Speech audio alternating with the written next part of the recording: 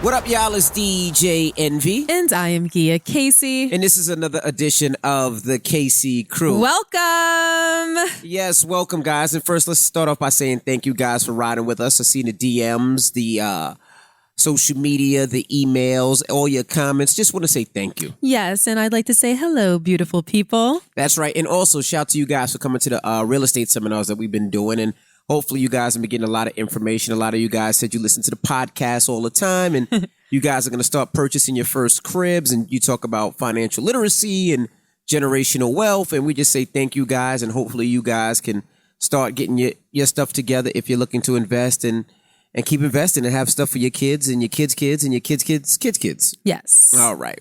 Well, let's start the podcast. You said you wanted to talk about something specific today, but you wouldn't tell me what. Yes, I want to talk about being petty in a relationship. That's why. Well, let's start from there. What do you think about being petty in a relationship? I think it's unnecessary and almost pointless. I do encourage occasional spite, but pettiness I don't endorse. So what's the difference between spite and petty in a relationship? And not as though this is sound advice, but I do feel as though sometimes people don't get it until you make them get it.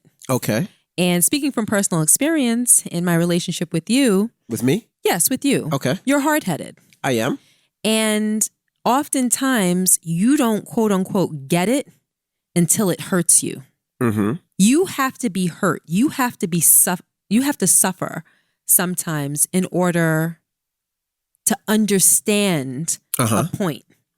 So me knowing that about you, sometimes I have to be mindful in making you suffer so that you can understand my point of view. Right. Because you're the apology king. Okay. You will acknowledge you're wrong. Mm-hmm. You will beg for forgiveness. Right. You will apologize. You will do everything that ticks off all of the boxes when it comes to accepting that you have done something that you shouldn't have done. Okay. But you'll do the same thing in 2 more weeks. And then in 3 more weeks, and then maybe a week later. Mm-hmm. So you apologize. And a lot of times, whatever it is about the behavior that I didn't like doesn't actually get corrected. And you get comfortable. You're very comfortable because you know that I love you. You know that I'm a forgiving human being. Okay. You know that, that if you make me feel sorry for you, if you mope, if you act sad, if you come into the room and say, all right, babe, my stomach isn't feeling good. I'm just going to go and, lay down in the guest room and take a nap. You know I'm going to look at you like, oh, my poor baby. I hurt his feelings. Mm-hmm. And I'm going to come and run to make you feel better. You know that about me. I don't. So, yes, you do. You smile. I don't know that about you. Is that a surprise to you? You thought that I didn't know what you do? You think I don't know how your mind works? I know how your mind works all too well. And in that knowing, I know that you also have to be made to suffer. Mm-hmm. You have to be taught a lesson on certain occasions, because if not, I will just be living a lifetime as a recipient of apologies, and the behavior will not get any better. And then in essence, I will continue to suffer. Okay. See, and the thing about it is, I know that you tried to make me suffer. You don't know that. I do. No, you don't. And that's why I'm petty. Hold on. I don't believe you. Okay. In what ways do I try to make you suffer? Because I don't believe you. Okay.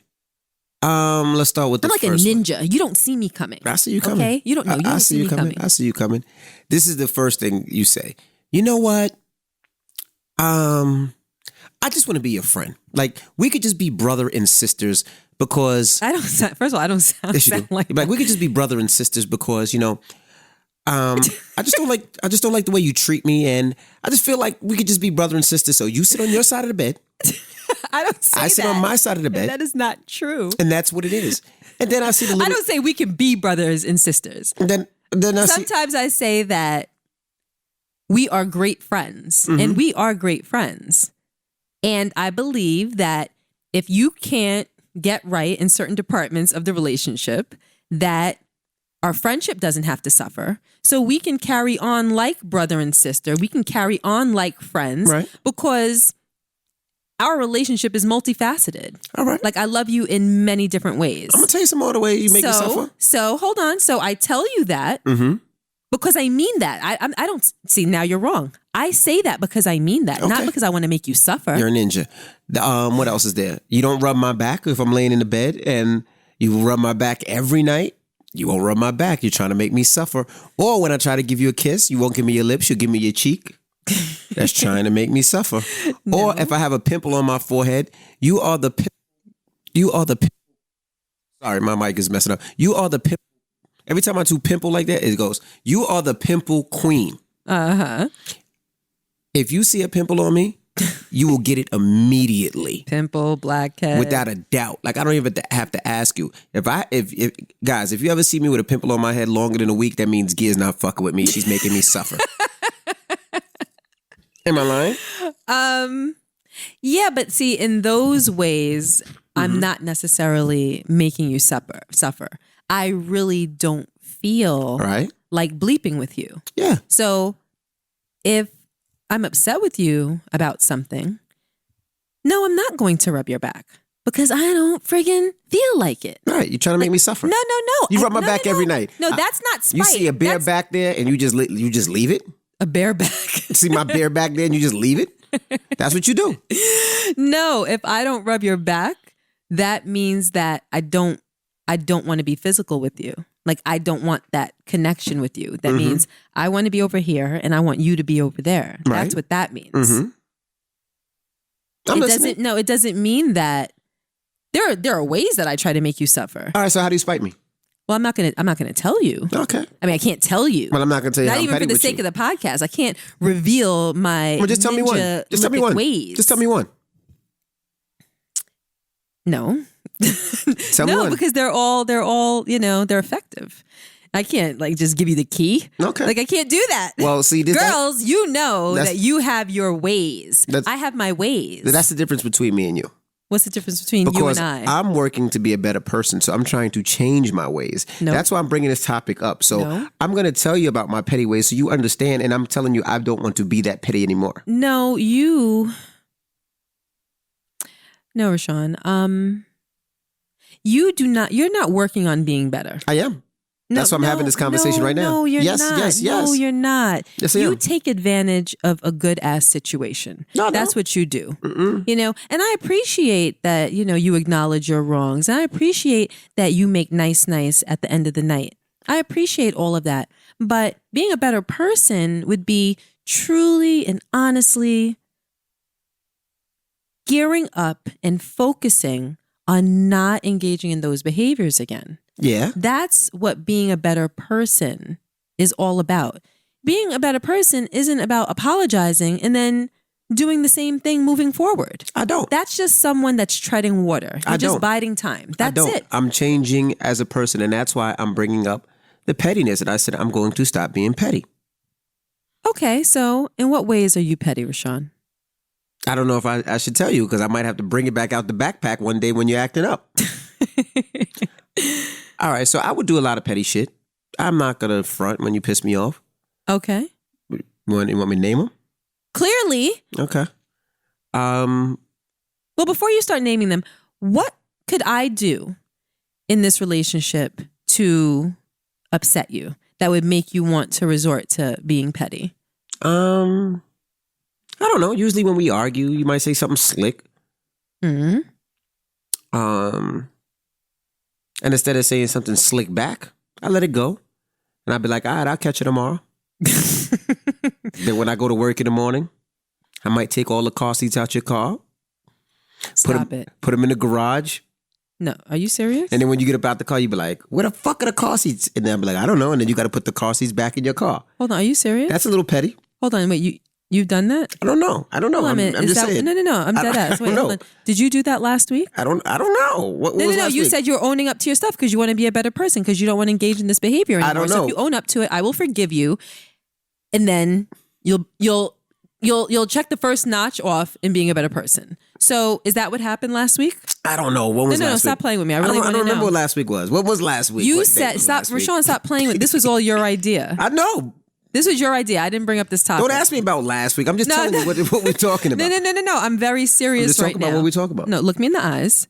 Stop playing for a second. Listen, no. Don't smile. Listen to me. Stop laughing. No, stop. I'm very not serious. answering Is that to what you. happened last week? When you were like, oh, I don't touch the car seats. I don't have nothing to do with the car seats. If the car seats got moved, maybe it was Irma, maybe it was Madison, but it definitely wasn't me. And I was late for where I had to go because I had to load up 3 car seats in my car. I don't know what you're talking about. So now on top of being petty, you're also a liar? I'm not saying anything. I'm so telling you bring it up I don't remember. so that you cannot fess up to it. Meanwhile, you just said you were going to fess up to it. And then on top of it, you're compiling it by saying, I don't know, when you do in fact know. Can I finish my conversation? Just do what you said you're going to do. I'm not. Be I'm just honest. telling you. Did you do that last week? I'm just telling you those are some of the petty things that I might do. So that's what you've done. I don't know. So when you sit here and act like the ghost moved the car seats out of my car, and meanwhile, you put it in the trunk or you put it in the garage or you put it in the foyer or something like that. That's you being petty? That's you being spiteful? I don't know. So why'd you bring up the topic? I'm just talking about things. No, I'm just wondering, why you want to change the topic? Because clearly you're not following through on what you said you were going to follow through on. Can I finish my stuff? What I'm saying? You didn't even finish your first point. I'm just telling you what petty things could happen and what could petty happen. things No, that you said you've happen done. in relationships. You said you had things in the backpack. You didn't want to let me know what was in the backpack because you might have to go back into the backpack. But you said you're going to put it on Front Street so we can talk about it for the sake of the podcast, right? You want to know something else? No, I want you to tell me if that's what happened last week. You ever grab your electric toothbrush and it was dead? That's you? Word? You know, and it's dead?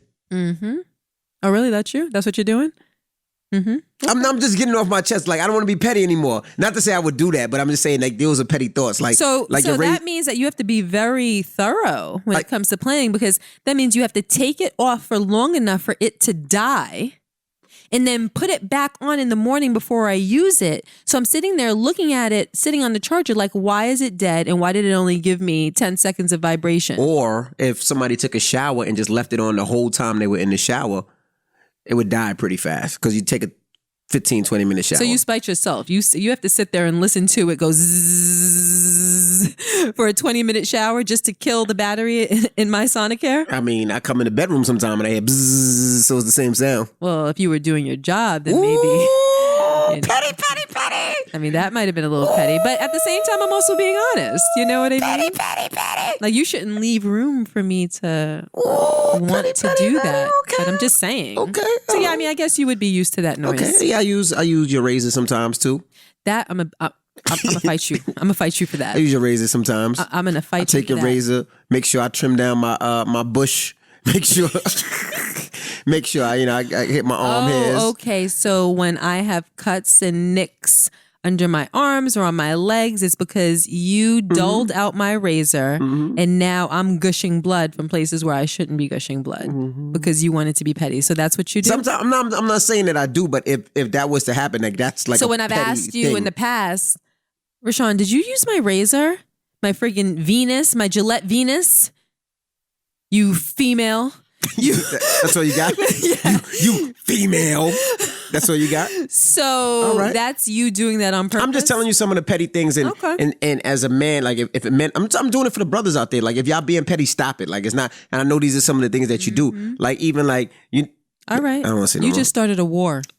Why'd I start a war? Started it's a not war. more. It's not nothing. No, like okay. even like I mean, I didn't really going into your purse, and taking money out. And then when go in your car, you got a little secret compartment in your car where you keep your little money, and I take that money too. And then when you go to McDonald's, because you shouldn't be eating McDonald's because it's not healthy. So you go to McDonald's and you be like, number 3, and then you go in your little purse. My secret compartment.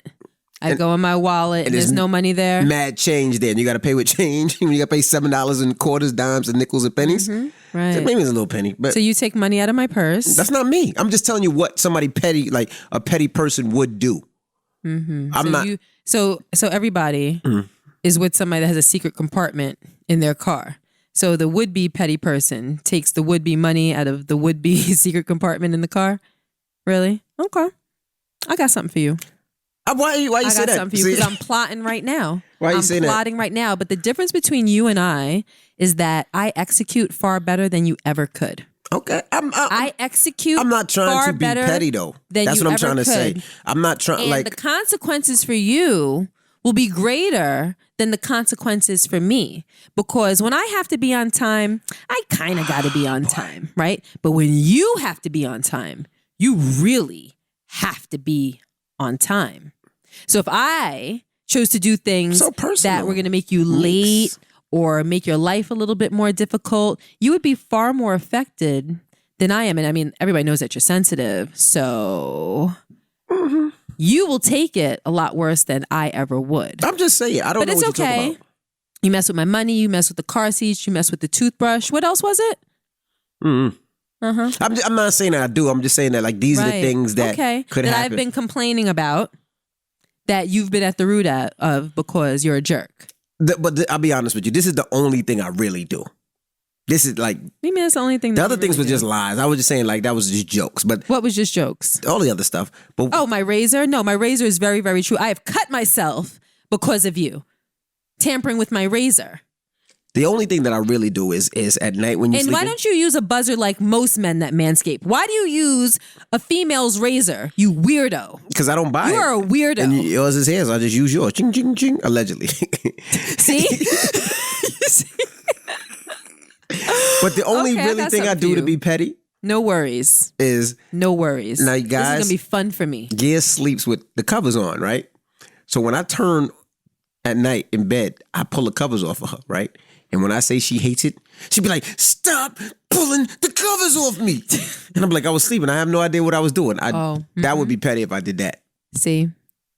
That's like an every other night issue in this house. Like I have literally punched him in the back for pulling the covers off Gotta of keep me. you on your toes, babe.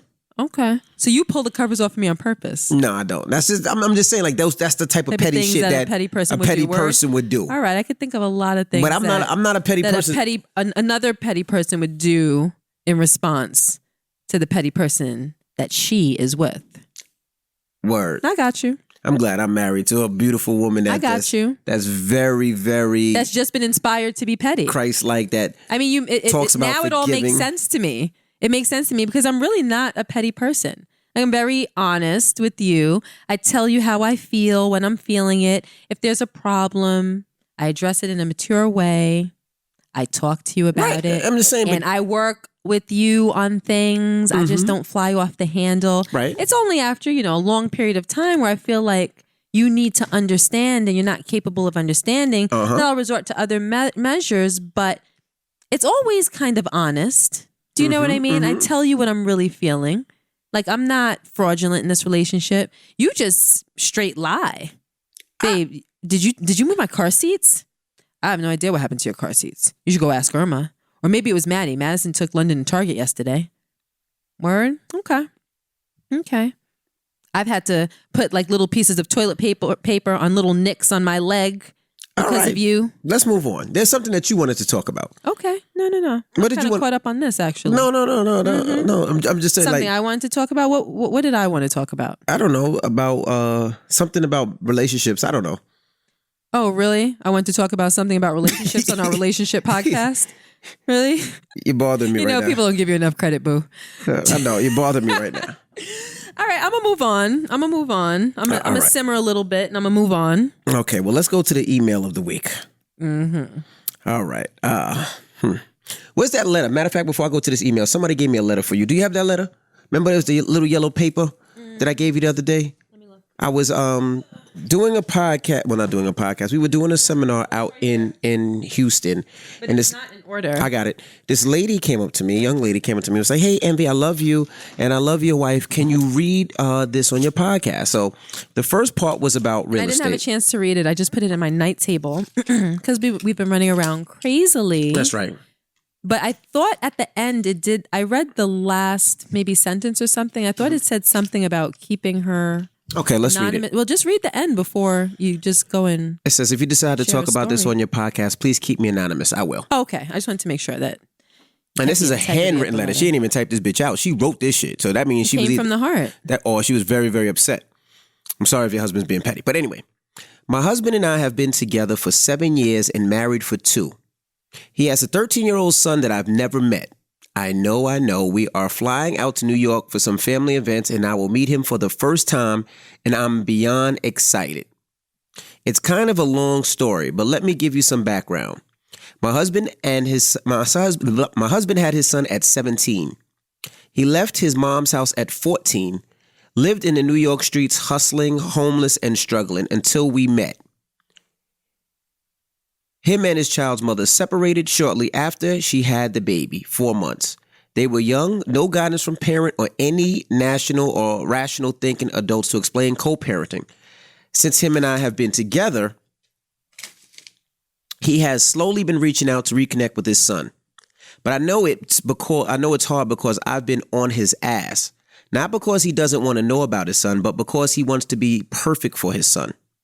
He wants to have the perfect job, house, and he even wants to look physically approving. I just don't want it to be too late. The boy is 13, for God's sake. He doesn't care what you have or what you look like. I guess my question is, do you think I should continue to push him to reach out to his son, or should I let him do it at his own pace? He is a great man and has been through a lot. And to be honest, I don't know that he will. Okay, there it goes. It's handwritten, so it's kind of hard to read. I don't know that he will ever be ready in his eyes. I know he feels shame when someone asks him about his son, and he never goes into depth with detail because he doesn't want to make excuses for himself, because honestly, there is no real reason to abandon your child. But understanding why things happened the way it did helped me help him break the first barrier of shame to help him focus on what's important. Neither of us grew up with our father, and it makes me angry when he says things like, he doesn't want to talk to me. We need to have something to talk about. And only time he can help us make a conversation is you miss so much time already.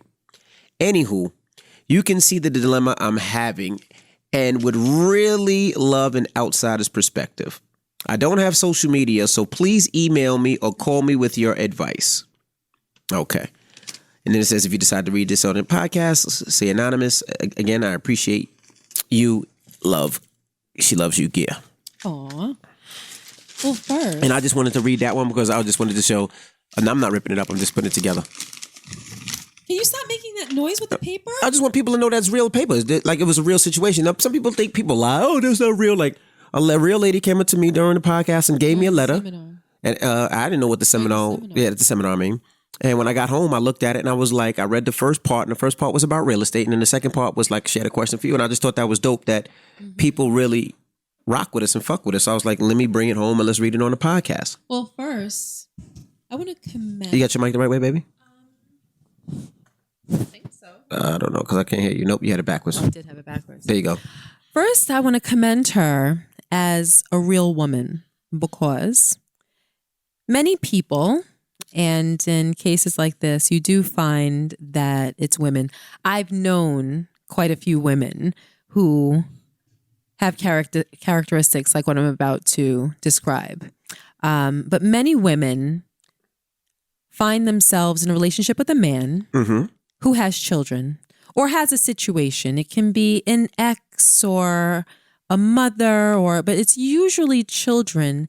And a lot of women find themselves jealous of a relationship that the person that they're with, their spouse, their partner, boyfriend, whatever, has with their child. They find themselves jealous of time being spent or money being spent. But usually it's time taken away from them that they wish that they could spend with their partner, that their partner is spending with a child. And about a year ago, I had a girlfriend who called me and we were talking, and she was telling me about, it started with her boyfriend's ex, and then it kind of trickled on into a conversation about the child. Right. And, you know, the conversation pretty much went like, you know, he has to take his kid every weekend. But if he's with the kid every weekend, then what about me? When are we supposed to spend time together? Right. I said, well, what about time during the week? Well, I work during the week, so then we only have time after. And I said, well, you met and fell in love with someone who has a child. Right. And obviously, he's going to have to spend time with this child. They have shared custody. for whatever reasons, they decided that the weekends was the best time for him to spend with his child. If you accept that man, you have to accept his situation, which includes his child. And, truth be told, you should grow to love that child. Right. Like it's your own. Right. If you wind up getting married, and that's the route that they were on. But her entire point of view was me, me, me. I don't even understand why he's spending so much money on this kid. The kid's going to grow out of the clothes in a year. I mean, that's money that he could be putting towards our household or towards our bills or towards, us traveling or whatever. He spends so much money on the kid. And I'm just like, I was asking myself, wow, is this because she doesn't have any children, or is it because her heart is just kind of black? Right. Like that man will never love you the way that he loves his child. If he's any kind of man. Like, your kids come first. Absolutely. And if you even halfway want to position yourself to be number one in that man's life before his kids, like it's over before it began. You just don't know it. Right now, you're just kind of in the matrix, and it's not going to work out because the way that you really feel is always going to seep through the cracks. Some way, somehow, he's getting that energy. Right. He understands that you don't love his kid, or that you don't even want to get to a point where you love his kid.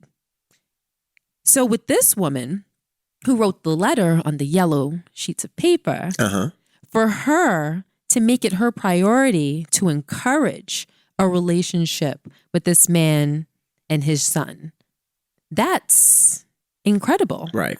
I mean, there are good women out there. There are good men out there that would act the same. But unfortunately, more often than not, I see it go the opposite way. Right.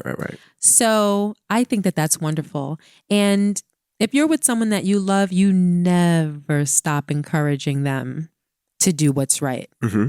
That doesn't have an expiration date. You continue to root for them. You continue to push them because that's what's godly. Right. And that's going to enhance his life, which in turn will enhance your life. That will make him happier.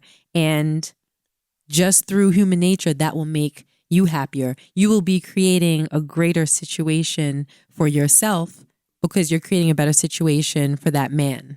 So you talked about he wants to be perfect before reintroducing himself to his son or, reestablishing a relationship.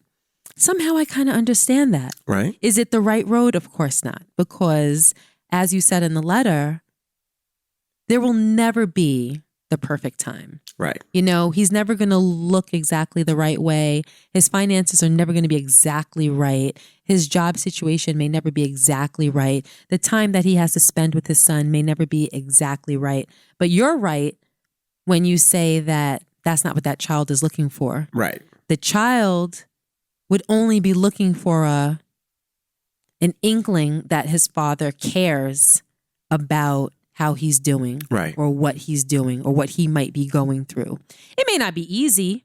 Reintroducing yourself into that situation may come with resentment. It may come with attitude. But that's kind of par for the course, no? But even through that attitude and through whatever negativity that he may be met with, at the end of the day, in the back of that kid's mind and at the bottom of his heart, he knows that his father has interest in him, right, and wants to get to know him again. So it might not be easy. And a lot of times, more often than not, I would say it's not easy. I mean, if I'm 13 and I've lived all these years and now my father wants to come back into my life, yeah, I'm definitely going to feel some type of way. I'm going to have questions. I'm going to have attitude. I'm going to have resistance. I'm going to have resentment. I'm going to have all of that. But if your husband or boyfriend, husband, yeah, husband. If your husband has thick enough skin and enough love in his heart for his son, he can get through anything. It doesn't matter. But what's the most important thing is that no matter how many doors close in his face, he keeps jiggling that handle. Right. He keeps trying to get in. He doesn't stop. He doesn't give up, because that's how a person on the other side of that equation And it could be in a relationship. It could be father, son, mother, daughter. It doesn't matter the relationship. Even if someone is showing you that they don't want you and you know that at the bottom of their heart they do, if they see you keep trying and not giving up, eventually that will be enough. Right. That will be enough. You show persistence and you show that that's your priority, that will be enough. Right. Reading that and then listening to you, I felt what he said. Whatever reason, what happened, he was young and he left and he was homeless. It's like when you look at your dad, or I look at my dad, and hopefully my kids look at me like this way. They look at their dad as a superhero. They look at their dad as somebody that they want to be, or somebody that they love, somebody that's the man of the house, somebody that's protects and provides. So when that didn't happen in this kid's life, when you go back in that kid's life, you want him to almost, you have a fairy tale. You want to make up for all. Exactly. So you almost think about it like, when I go back in my son's life, he's going to say, Dad, I love you. You are this big superhero. Oh my gosh. I don't even know if it's all of that. But I don't know if he wants, I think he just wants to be accepted. Into the thing. I think that. Other way, babe. Turn it all the way around. Yeah, there you go. Okay. I don't think that he wants the superhero effect. No, he does. Because he would just go to his son and say, I love you. No, but I think he just wants to be accepted. I think he just wants to present himself in the best way possible to his son, so that he feels a sense of satisfaction that he did everything that he could do before he reached out. But the woman that he didn't fall short on any front. The woman said physical, probably, so maybe he doesn't look up to par where he thinks he's good. Maybe he's a little overweight. Whatever it may be. It doesn't matter. Maybe he doesn't have the job that he wants. But at the end of the day, I really feel like it doesn't matter. He should take that out of it and say, you know what? This relationship with my son is more important than me having a fresh cut, or me losing weight, or me having a better job, or me driving the best car, or me living in a fancy house. That doesn't matter. That precious time that you're missing out on absolutely is everything, But this might even be relatable to some people that are far from being in a situation like this. It just reminds me of, we have a friend who is a male, and he's probably 36, maybe 36 right now. He's self-employed. He has his own business, and his business earns him a middle-class income. Okay. So as a single person, he's able to live it up. He travels, he dresses well. He can afford things that allow him to be very, very comfortable. Right. And he's a nice looking guy, sweet guy.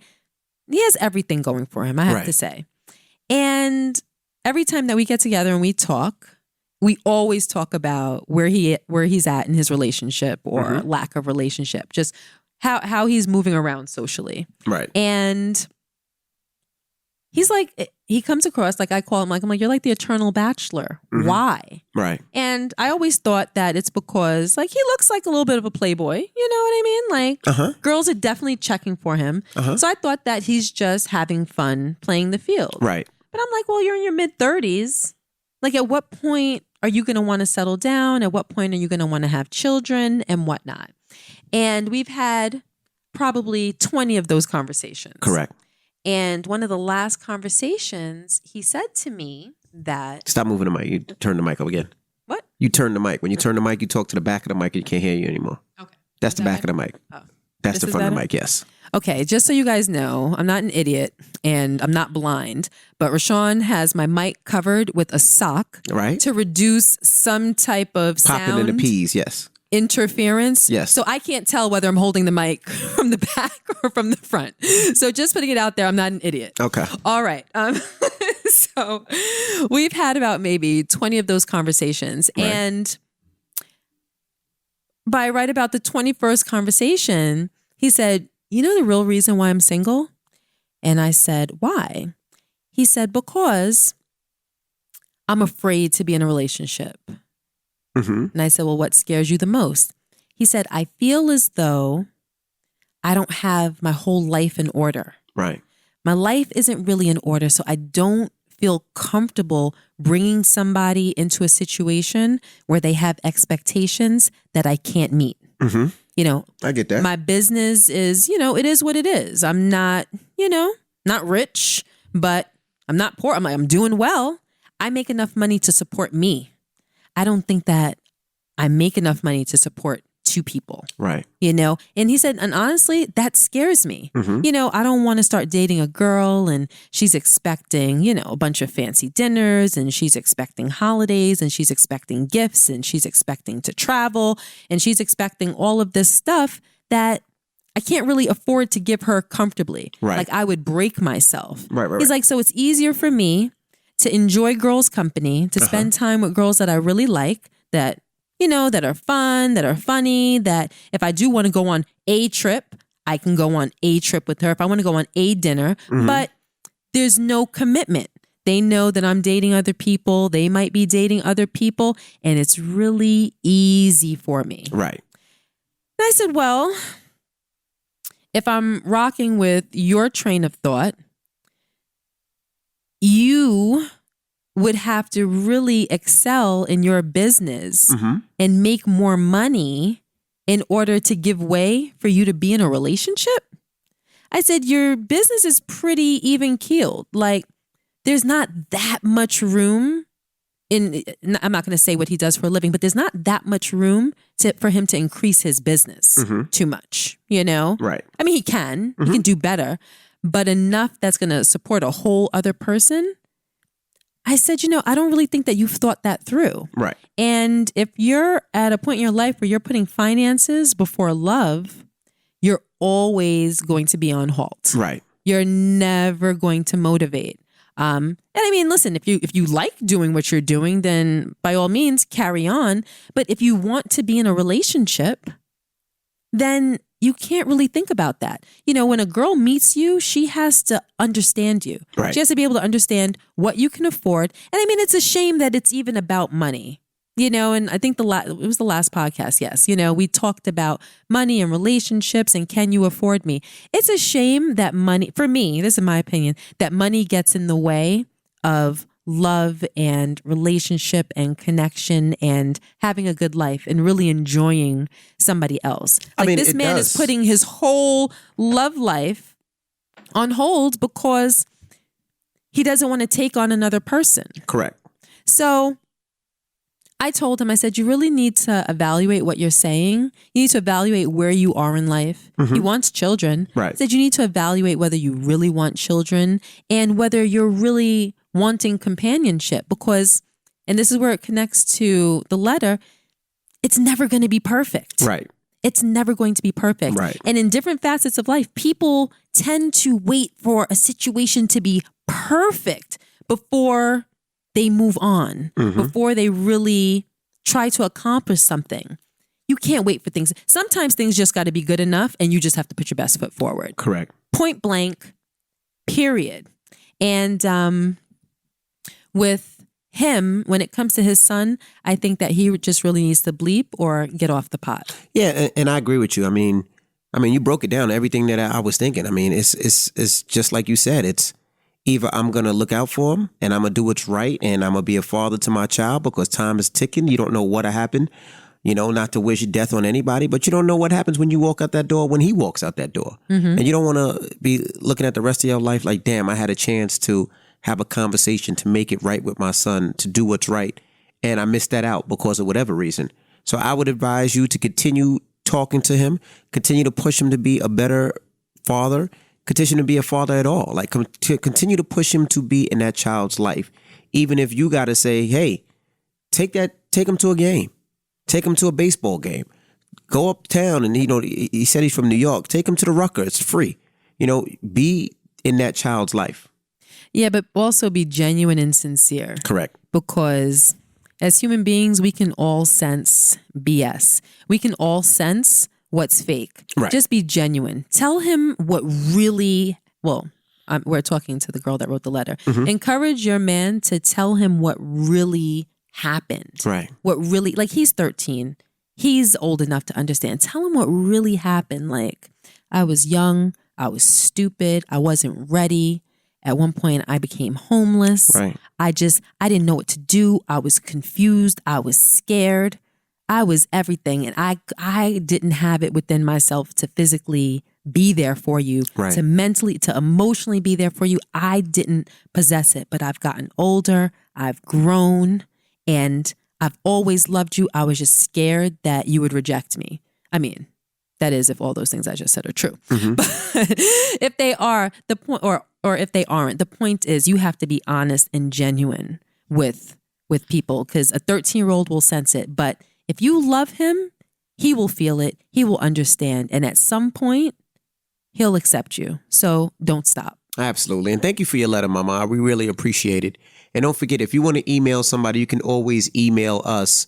And that is the Casey Crew, TheeKCrew@gmail.com. Another email.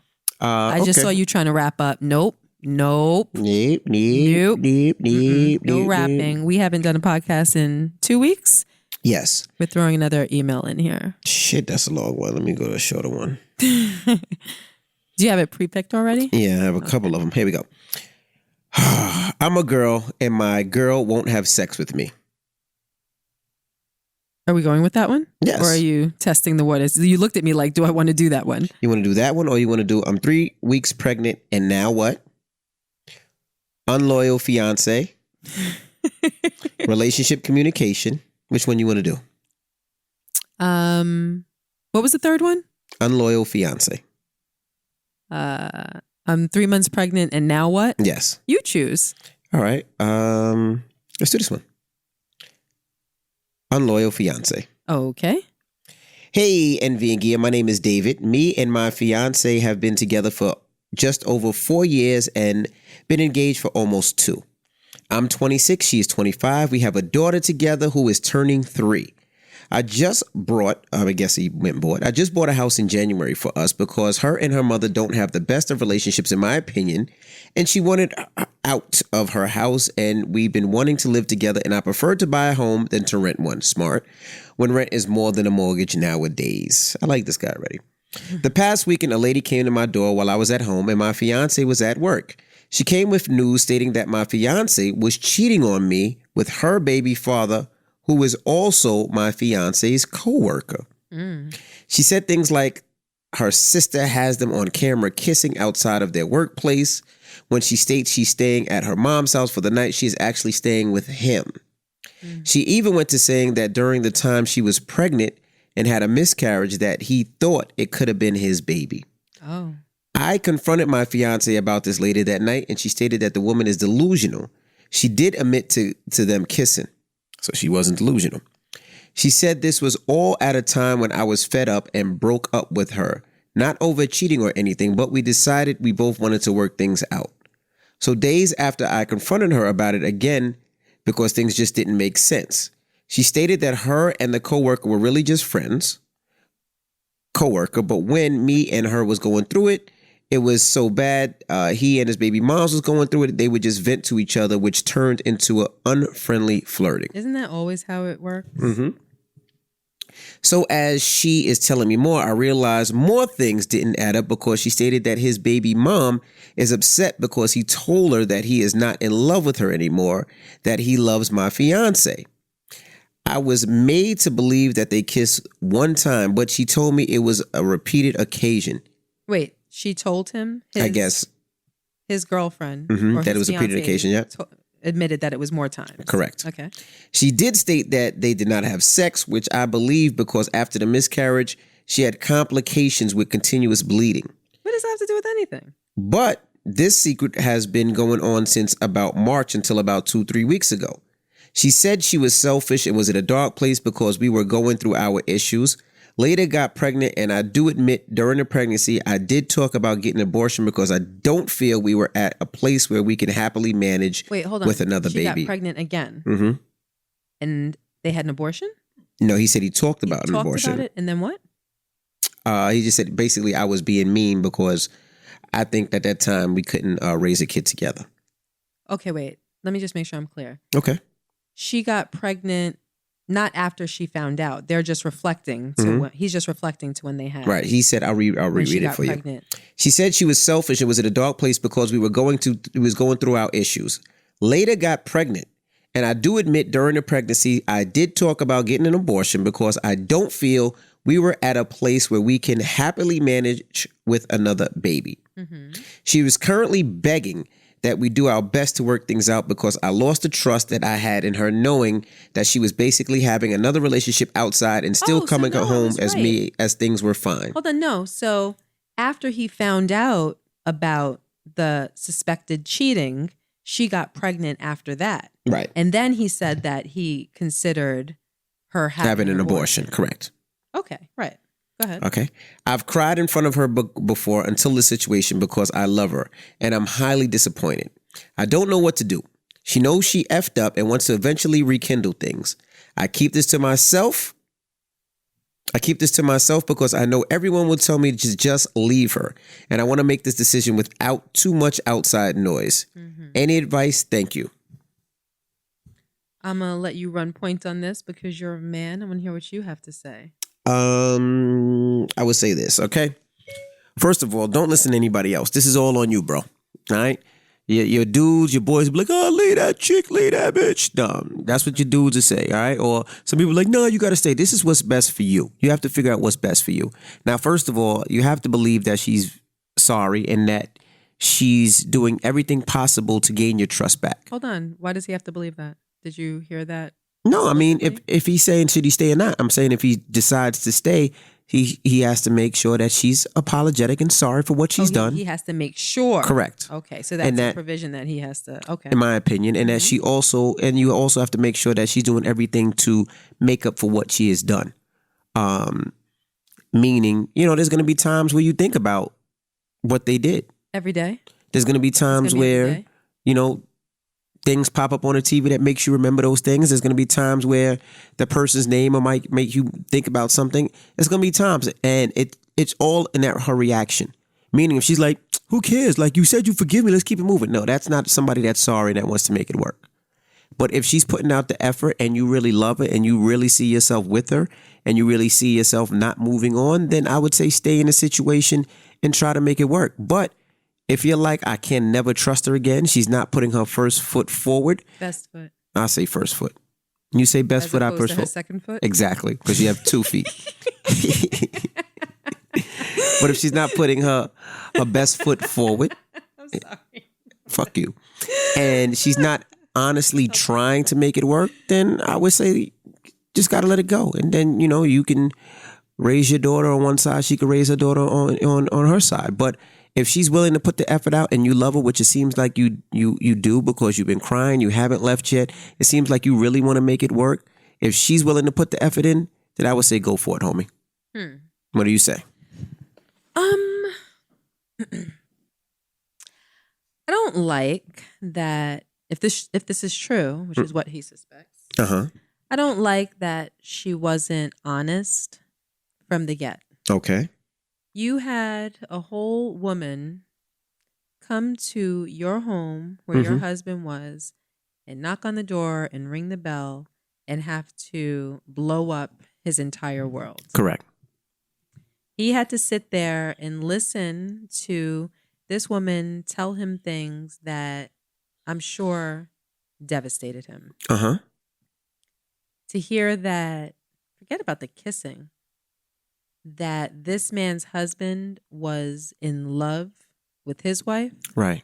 That this man's husband believed that when she did get pregnant and then later miscarried, that child was possibly his. Right. Meanwhile, because you have to put yourself in, his name is David, right? In David's position. Meanwhile, I'm sure David grieved the loss of that baby, and David had to help her through her grieving of the loss of that baby. So when she said that to him, I'm sure that all of this stuff is rushing into his mind, right, and crushing him. Right. She allowed for that to happen by her bad judgment. Now I want to ask you a question. Yes. And listen, we all know the answer is no. We all know. So why are you asking? That the answer is no, because it's bigger than just a yes or a no.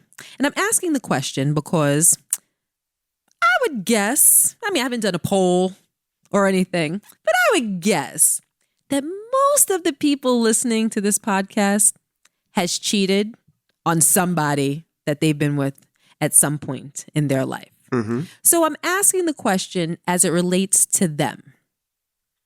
Do you think that there's ever a reason to cheat?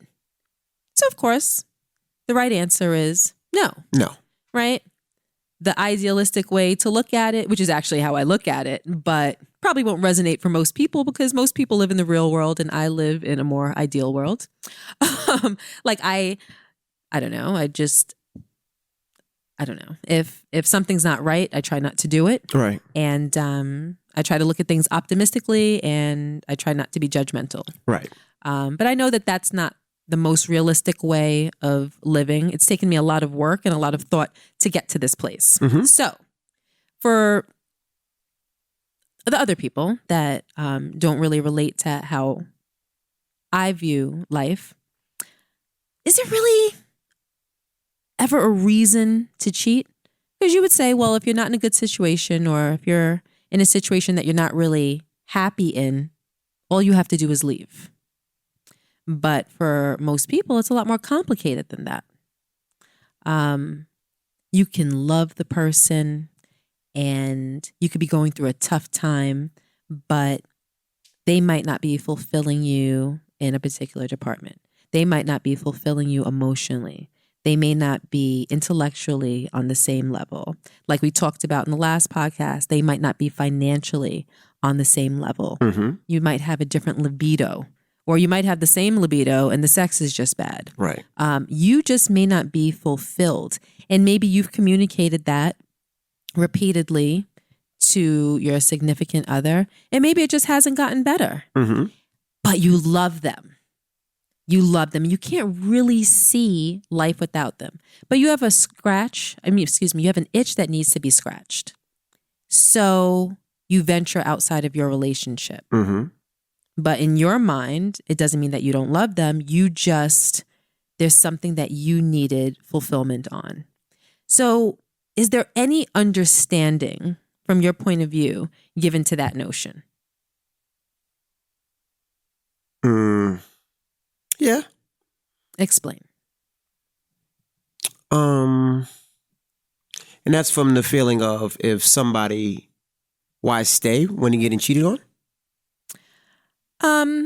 It's from the point of view of forgiveness. Mm-hmm. Because for him, I'm wondering, because she gave an excuse or a reason, whether it's a reason or excuse. She said they weren't together. She said they were broken up, and she made it seem like that time when they broken up, that's when him and her coworker were talking about the problems that they were having in their relationship, and they got close, and that's when it sparked the relationship. They got close, but clearly David was with her, and they were clearly in a relationship when she got pregnant, if both of them were thinking that they were the father. Correct. Okay. So there was cheating going on. It wasn't just while we were broken up and poor David is just, hurt from the idea of his girlfriend? His wife. Fiance. I think his wife. Oh, fiance. Remember he said disloyal fiance. Or was that the last email that was in No, that was this one, fiance. Okay. That his fiance was with somebody else, Mm-hmm. So I'm looking at it like, is there any way that he can rationalize being with her because he understood why she cheated? Is there, from his point of view, can he look at it and say, well, I don't blame her, or maybe I do blame her, but at least I understand from your point of view, and to say, okay, like I'll forgive you and I'll take the relationship back on. Yeah, I'm sure there's many ways why people would think that. I mean, maybe he was treating her dirty. Maybe he was treating her bad. I mean, maybe he didn't give her effort and time. I mean, maybe he wasn't giving her sex. I mean, I'm sure there's a million reasons why he would say, "Damn, I understand," but it doesn't make it right. So, to you, it's understandable that a person would use those reasons or excuses and move forward with wanting to cheat. Could you forgive that? People cheat every day, B. That's how I look at it. I'll be honest with you. Like, people cheat every day. That's true. It's just what you can forgive. Mm-hmm. If you're not a forgiving person and it's gonna bother you every day and you're gonna bring it up every day, then don't do it. Because you're not gonna do nothing but create anxiety, stress, and hardship for yourself. Mm-hmm. If you can look past somebody and say somebody made a mistake, we're willing to work on it and work and pass it, then that person is sorry and apologetic and you want to give it a shot, then that's different. But if you can't let go, then it makes no sense in any relationship, because that's something that's going to be on your mind regardless. And if you can't let go, what it does is it eats at you. It takes you and eats at you. So you can't enjoy your life. You can't enjoy the relationship. Like a vice. You can't enjoy if you have kids or whatever it may be. You won't be able to enjoy it because you'll be overcome by that. Mm-hmm. And if that overcomes you, then you need to get out of that situation, because you're not going to be a happy person or have a happy life. Do you think that the world is too tolerant about cheating? Because just like you said, people cheat every day, B. Right. And that's the truth. Correct. I feel like we're talking to a bunch of, either current cheaters or rehabilitated cheaters. Right. I feel like most people have experienced it somehow from the offensive correct point of view. I think I think the world is soft. What do you mean? I think people cheated like crazy back in the day. Of course. The only difference is now the world knows about it. What do you mean? For instance, let's say my grandma cheated on my grandfather. My grandfather cheated on my grandmother. Oh, I know what you mean now. Mm-hmm. It was more, the really people that only really knew was my grandfather and whoever caught him. Uh-huh. You know what I mean? And that was it. Nowadays, everything is social. Right. Everything is. You have to show me your phone. On He's showing Facebook, me his phone. Like everything is social. Which makes it worse, because it makes it worse.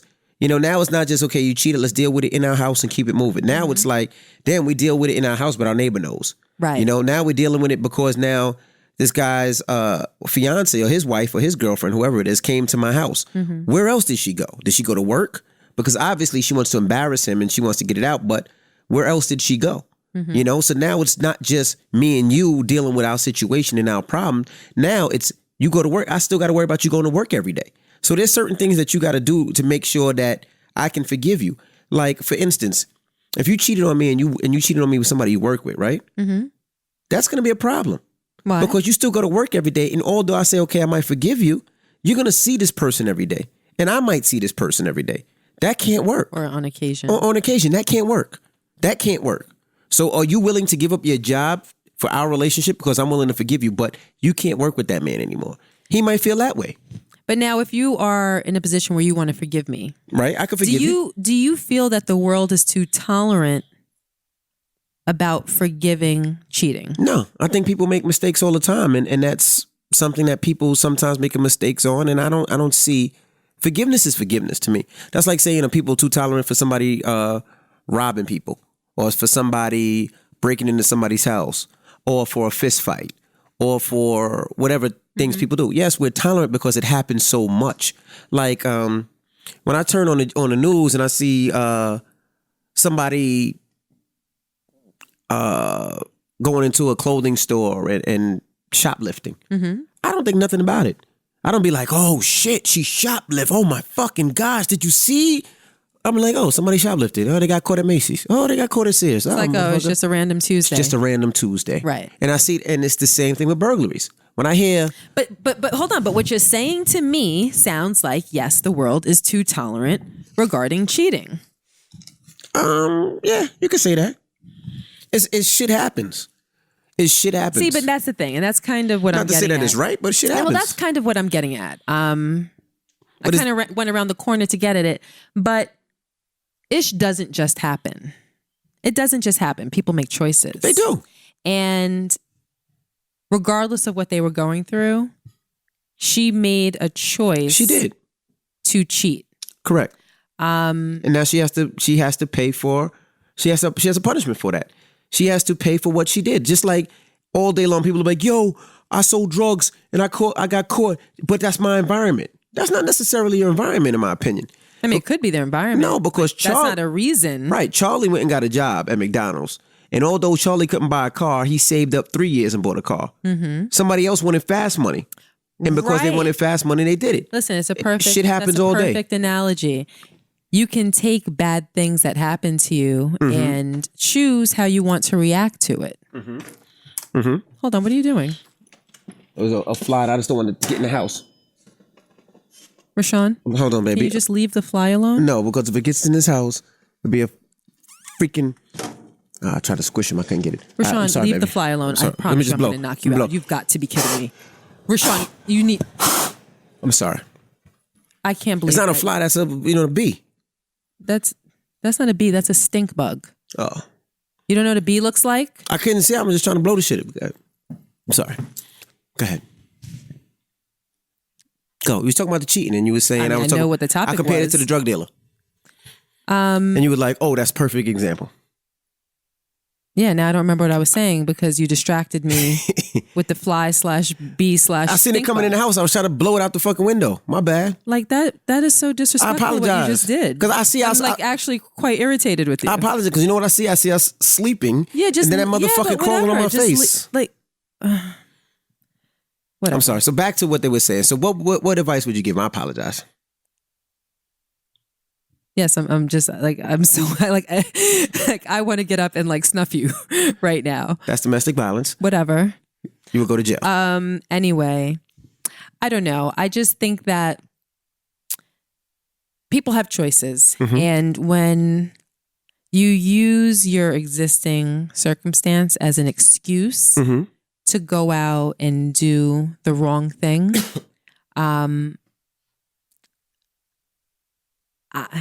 I don't think that's good enough. So what would you advise them to do? I don't think that that's good enough. That's just a question that I asked myself while you were reading the email. Things weren't going well and they separated. She got attached to somebody during that, I'll just call it separation. And I guess I'm assuming that they rekindled and then she kept the relationship going, whether she slept with him, whether she didn't. At the very least, it was an emotional affair, enough to which the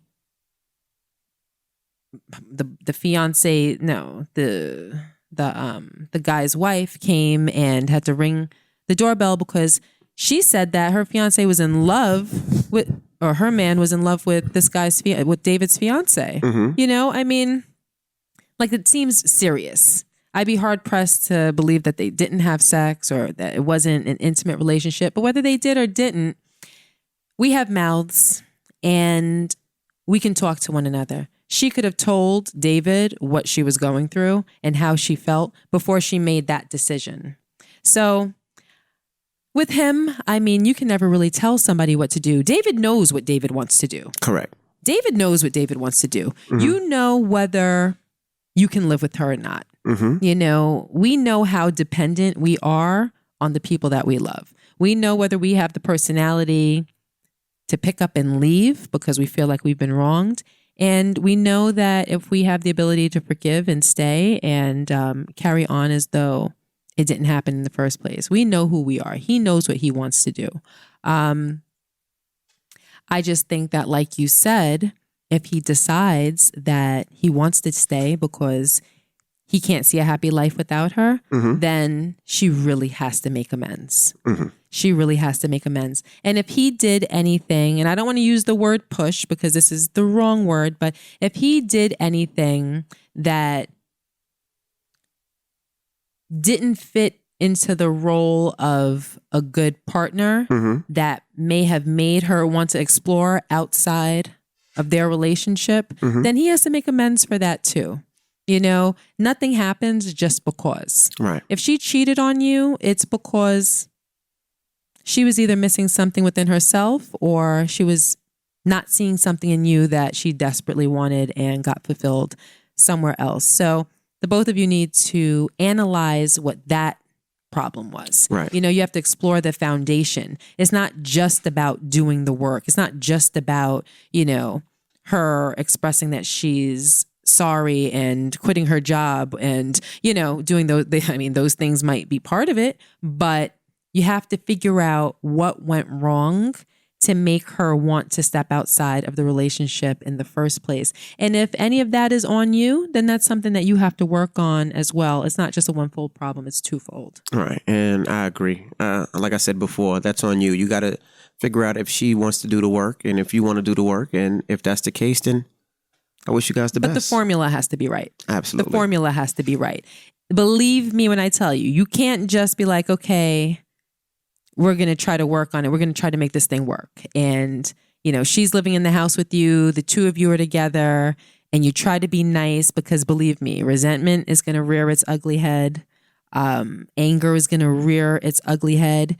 You're going to possibly throw things in her face. You're going to bring it back up. Mm-hmm. It is a very, very, very difficult thing to heal from when you're the recipient of something like that happening. So it's not going to work if you don't figure it out before you decide to make it work. You have to figure it out. You have to figure out what went wrong. And you both have to come to terms and make promises to one another, or at least promise to attempt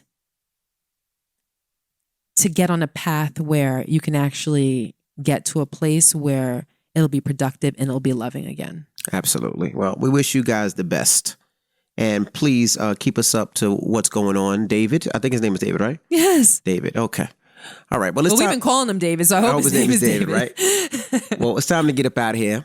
And we'll see you guys next week. Don't forget, you can always email us, thekcrew@gmail.com. And that's THEEKCrew@gmail.com. All right.